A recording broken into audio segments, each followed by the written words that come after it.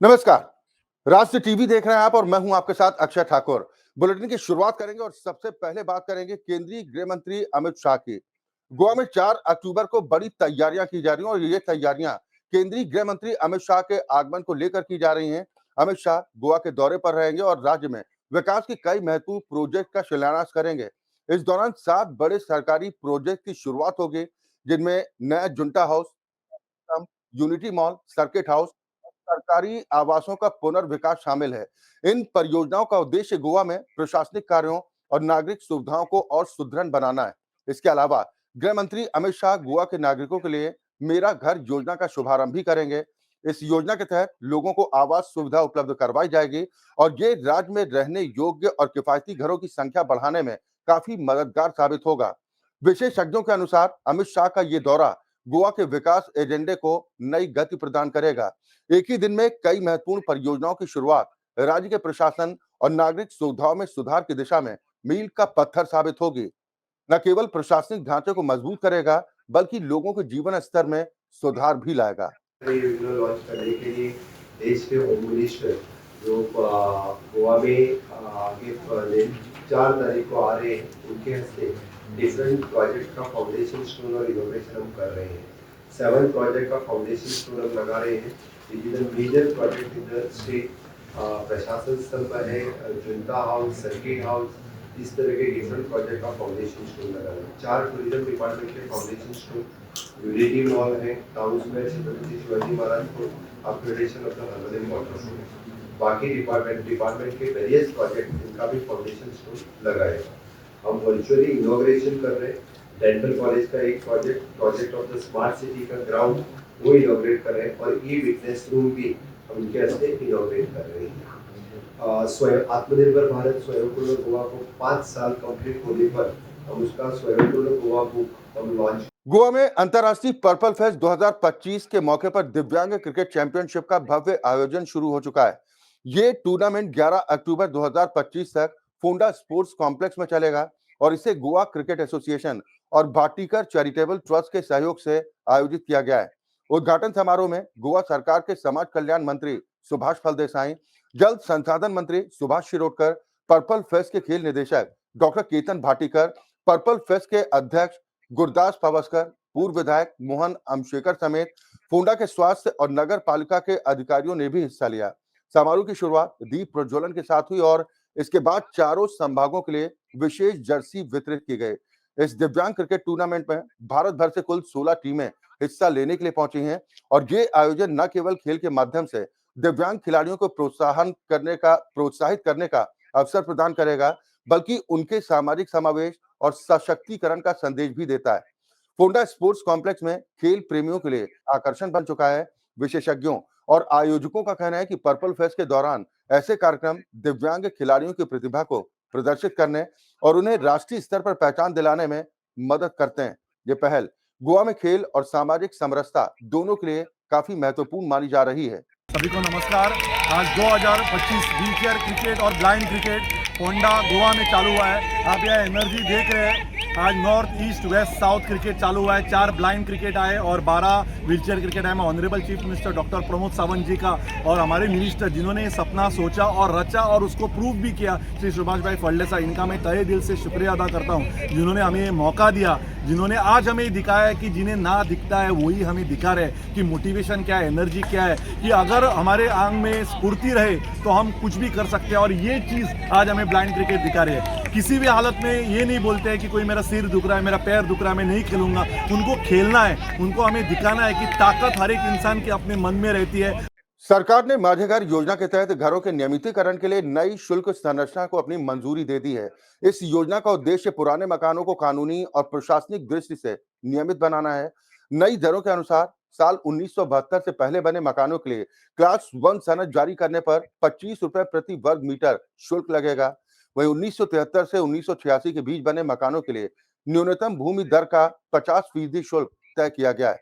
1987 से 2000 के बीच बने मकानों पर न्यूनतम भूमि दर का 75% शुल्क लागू होगा, जबकि 2001 से 2014 तक बीच बने मकानों के लिए यह शुल्क न्यूनतम भूमि दर के 100% के अनुसार होगा। इसके अलावा कम्युनिटाडे भूमि पर बने ढांचों के लिए उपरोक्त शुल्क दरों के साथ 20% अतिरिक्त जुर्माना भी लागू किया जाएगा। इस कदम से पुराने और अवैध मकानों के नियमितीकरण में पारदर्शिता बढ़ेगी और मालिकों को सही दर पर शुल्क देने का अवसर भी मिलेगा। विशेषज्ञों के अनुसार माझे घर योजना से न केवल मकानों की कानूनी स्थिति स्पष्ट होगी, बल्कि प्रशासनिक रिकॉर्ड को भी व्यवस्थित करने में काफी मदद मिलेगी। इसके साथ ही ये कदम भूमि और घरों के मामलों में विवादों को कम करने में भी काफी सहायक साबित होगा। लखनऊ में सहारा सिटी की जमीन को लेकर बड़ा कदम उठाया गया है। 1994 में सहारा समूह की ओर से ली गई ये जमीन 30 साल की लीज पर ली गई थी और अब इसकी लीज की समय अवधि पूरी हो चुकी है। लीज समाप्त होने के बाद नगर निगम ने कार्रवाई करते हुए 130 एकड़ जमीन पर अपना कब्जा कर लिया है। वहीं लखनऊ डेवलपमेंट अथॉरिटी यानी एलडीए ने 70 एकड़ जमीन पर अधिकार किया है।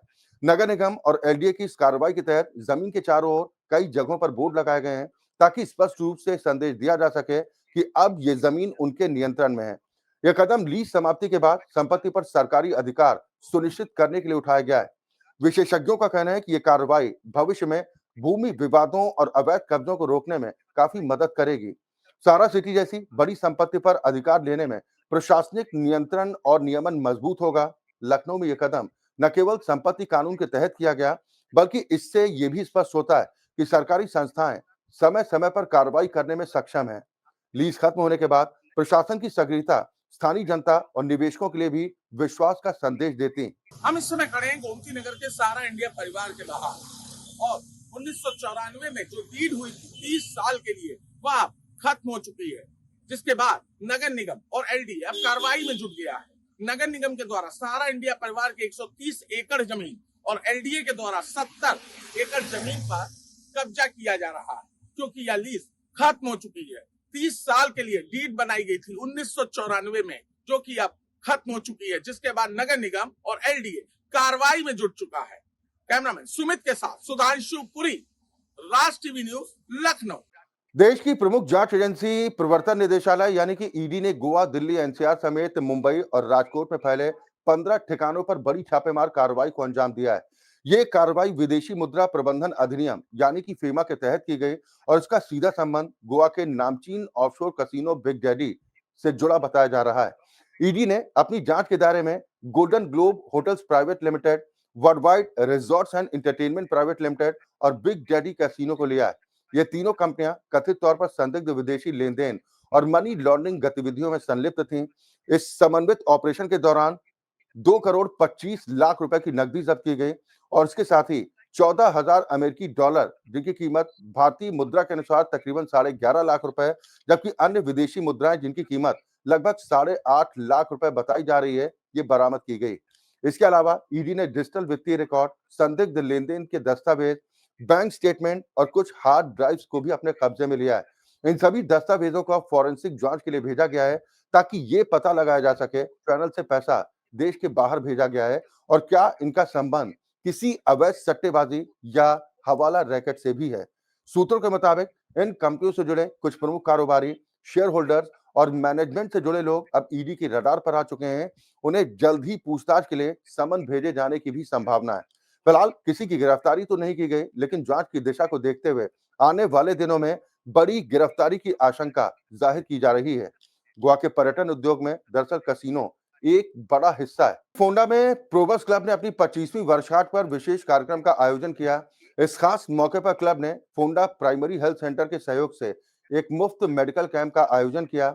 इस कैंप का उद्देश्य स्थानीय लोगों को स्वास्थ्य जांच और चिकित्सा सुविधा को उपलब्ध कराना था।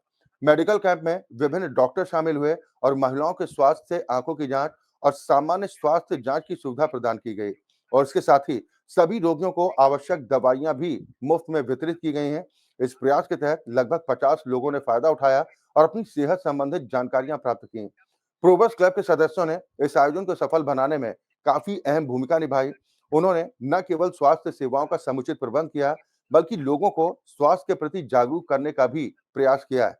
फोंडा प्राइमरी हेल्थ सेंटर के डॉक्टर्स ने भी इस पहल की जमकर सराहना की है और कहा कि ऐसे कार्यक्रम स्थानीय समुदायों के लिए काफी महत्वपूर्ण साबित होते हैं। ये मेडिकल कैंप क्लब की सामाजिक जिम्मेदारी और स्वास्थ्य सेवा के प्रति प्रतिबद्धता का प्रतीक है। 25 साल पूरे करने के इस मौके पर यह कदम फोंडा के लोगों के लिए खुशी और स्वास्थ्य लाभ का संदेश लेकर आया है। ये प्रबोस क्लब रोटरी क्लब का सीनियर सिटीजन का क्लब है, जिसका अभी इस साल रोपवे महोत्सव यानी 25 साल पूर्ण हुआ। इसके वास्ते हम बहुत कार्यक्रम करते हैं। ये कार्यक्रम के अध्यक्ष समिति के अध्यक्ष मनोहर द्विवेदी जी है, ये यहाँ बैठ मेरे साथ बोल रहे हैं। और यहाँ आज मेडिकल कैंप शुरू किया है। मेडिकल कैंप जो पखवाड़ा है इस महीने का, ये महीने के लिए ले रहा है। अभी इस यहाँ सभी डॉक्टर भी आए हैं और डॉक्टर के साथ सभी लोगों को यहाँ चेकअप करता है, मेडिसिन देता है, सब काम करता है। और ये हमारा 25 साल का ये एकदम अच्छा काम है। 25 साल में हम बहुत काम कर रहे हैं।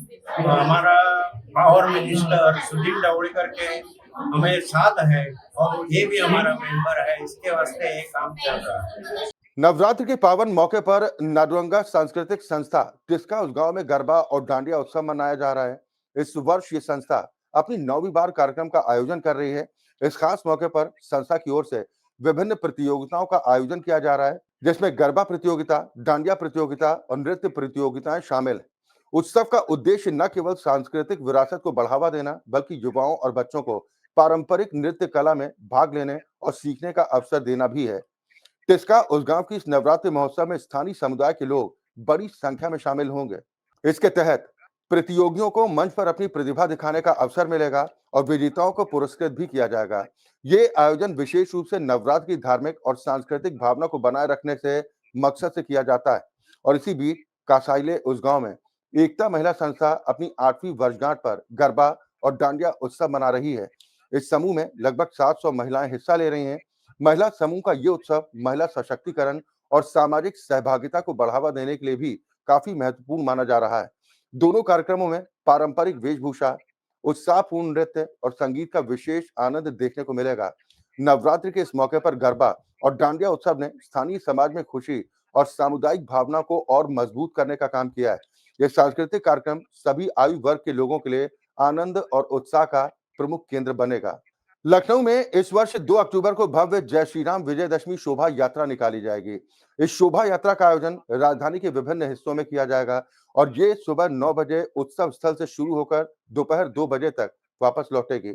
शोभा यात्रा कुल 68 किलोमीटर लंबी होगी और 121 चौराहों से होकर गुजरेगी, जिसमें 21 जिले के लोग हिस्सा लेंगे और अनुमान लगाया जा रहा है कि करीब 5 लाख लोग इस भव्य आयोजन में शामिल होंगे।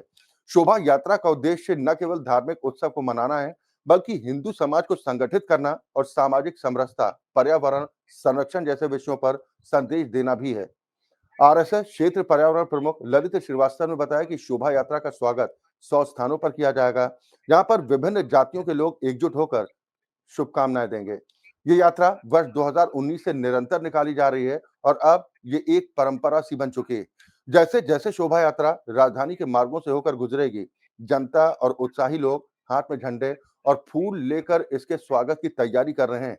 इस भव्य आयोजन से धार्मिक उत्साह और सामाजिक एकता दोनों को बढ़ावा मिलेगा। विगत ये परंपरागत यात्रा है और वो सुबह प्रातः 2 अक्टूबर को प्रातः 9 बजे प्रतीक स्थल जो 10 नंबर के पीछे है वहाँ से प्रारंभ होगी और ये अपनी यात्रा का पूरा स्वरूप लेते हुए पूरे लखनऊ में पूर्ण करके यहीं पे प्रतीक स्थल पे ये इसका समापन होगा। ये कितने किलोमीटर लंबी होगी? ये 68 किलोमीटर लंबी यात्रा है, पूरे लखनऊ को आच्छादित करता है ये लखनऊ महानगर। दिल्ली एनसीआर के लोग कई दिनों से उमस और तेज गर्मी से बेहद परेशान थे, लेकिन मंगलवार को मौसम ने करवट बदली और लोगों को काफी राहत महसूस हुई। दुर्गाष्टमी के दिन नोएडा, गाजियाबाद और अन्य एनसीआर के इलाकों में हल्की बूंदाबांदी ने गर्मी से लोगों को थोड़ी राहत तो जरूर दी है, जबकि दिल्ली के कुछ हिस्सों में भारी बारिश के चलते जल भराव की स्थिति भी देखने को मिली। जखीरा अंडरपास में पानी भरने से ट्रैफिक प्रभावित हुआ और कई मुख्य मार्गों पर गाड़ियों की रफ्तार धीमी हो गई। बीते सोमवार को दिल्ली का अधिकतम तापमान 34.5 डिग्री सेल्सियस जबकि न्यूनतम तापमान 25.7 डिग्री सेल्सियस दर्ज किया गया था। तेज धूप और उमस भरी गर्मी से आम जनता काफी परेशान थी, लेकिन मंगलवार की हल्की बारिश और बादलों के आगमन ने लोगों को थोड़ी राहत पहुंचाने का काम किया है। साउथ दिल्ली और अन्य क्षेत्रों में मौसम बेहद सुहावना रहा और तापमान में गिरावट के साथ हवा में भी ठंडक का एहसास महसूस किया गया। पाकिस्तान आज खुद अपने बनाए आतंक के जाल में फंस चुका है। मंगलवार को क्वेटा शहर में सेना के मुख्यालय के पास भयानक धमाका हुआ, जिसके बाद गोलीबारी की घटनाएं भी सामने आईं। विस्फोट की आवाज शहर के मॉडल टाउन और आसपास के इलाकों में सुनाई दी। शुरुआती रिपोर्ट्स के मुताबिक अब तक 10 लोगों की मौत हो चुकी है, जबकि 32 से ज्यादा लोग घायल हैं, लेकिन मरने वालों की संख्या और भी बढ़ सकती। विस्फोट से आसपास की इमारतें और घर क्षतिग्रस्त हुए हैं, खिड़कियां टूट गईं और घटनास्थल पर धुएं का गुबार उठता देखा गया है। अमेरिकी राष्ट्रपति डोनाल्ड ट्रंप के 20 सूत्री गाजा शांति प्लान का पाकिस्तान के प्रधानमंत्री शहबाज शरीफ ने सोशल मीडिया एक्स पर समर्थन किया, लेकिन ये फैसला अब उनके लिए भारी पड़ता दिखाई दे रहा है। दरअसल पाकिस्तान में उन्हें क्राइम मिनिस्टर तक कहकर उनकी जमकर आलोचना की जा रही है। लोग कह रहे हैं कि अमेरिका से आर्थिक भीख के लालच में शरीफ मुस्लिम देशों को धोखा दे रहे हैं और फिलिस्तीनी कारण को कमजोर कर रहे हैं। ट्रंप का प्लान इजराइल को गाजा में सैन्य कार्रवाई रोकने, हमास को बंधकों की रिहाई और हथियार डालने की शर्तें देता है। शरीफ ने ट्वीट किया, मैं ट्रंप की योजना का स्वागत करता हूं। 2 स्टेट सॉल्यूशन ही स्थायी शांति ला सकता है, लेकिन ये 2 स्टेट रुख पाकिस्तान में आग उगल रहा है। पहले इजराइल को ज़ायोनिस्ट रिजीम कहने वाले शरीफ अब अप्रत्यक्ष मान्यता दे रहे हैं, जिसे जनता अब विश्वासघात बता रही है। सोशल मीडिया पर क्राइम मिनिस्टर शहबाज जोरदार तरीके से ट्रेंड कर रहा है। यहाँ पर यूजर्स कह रहे हैं कि गाजा तबाही, वेस्ट बैंक पर हमले और शरीफ अमेरिकी डॉलर के लिए फिलिस्तीन को बेच रहे हैं। भारत की हवाई ताकत अब नए युग में कदम रखने जा रही है और अगर ये योजना सच हुई तो ये फैसला देश की ताकत और संकल्प का जीता जागता सबूत होगा। सरकार 2 स्क्वाड्रन यानी लगभग 36 विमान सीधे रूस से खरीदेगी और एचएएल नासिक में लाइसेंस पर 5 और स्क्वाड्रन यानी करीब 90 विमान बनाए जाने का प्रस्ताव शामिल, यानी कुल 7 स्क्वाड्रन लगभग 140 विमान जिसके अंतर्गत आते हैं। ये कदम न सिर्फ हमारे लड़ाकू बेड़े की संख्या बढ़ाएगा, बल्कि सामरिक गहराई, लंबी पहुंच और युद्ध क्षमता में भी गुणात्मक उछाल देगा। मई 2025 के ऑपरेशन सिंदूर ने यह साफ कर दिया कि सब सीमित रेंज और प्लेटफॉर्म की सीमाएं राष्ट्र सुरक्षा के लिहाज से खामियां पैदा कर सकती हैं। दुश्मन के एयर डिफेंस को भेदने और दूर से निर्धारित निशाने साधने के लिए दूरस्थ संवेदी और स्टील्थ क्षमताओं का मेल बेहद जरूरी और SU-57 इन्हीं जरूरतों का जवाब भी देता है।